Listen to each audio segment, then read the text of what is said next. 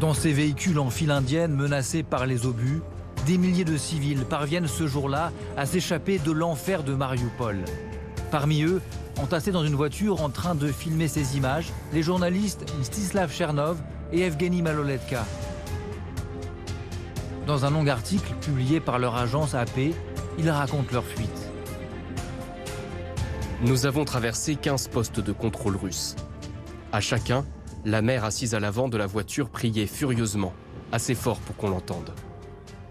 En arrivant au 16e point de contrôle, nous avons entendu des voix ukrainiennes. J'ai ressenti un immense soulagement.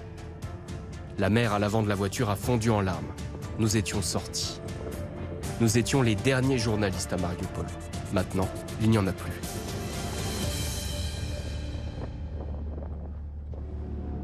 Des journalistes présents dans la ville dès le début de l'offensive russe le 24 février. Pendant 18 jours, les deux reporters montrent le martyre de Mariupol et de ses habitants terrorisés et pris au piège des bombardements, comme ici sur ces images.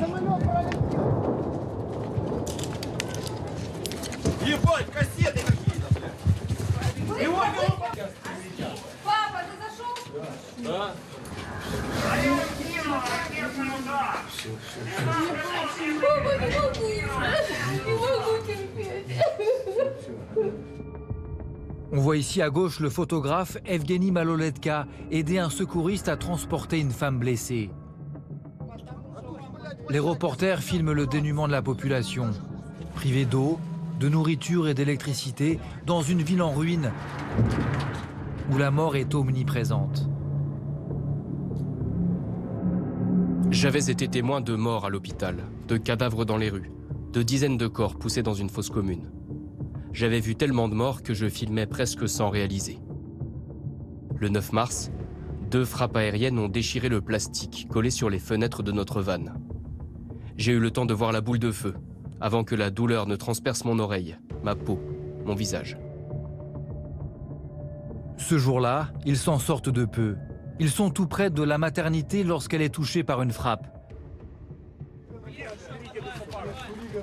Leurs images de cette femme enceinte, le ventre ensanglanté, devient l'un des symboles de la guerre.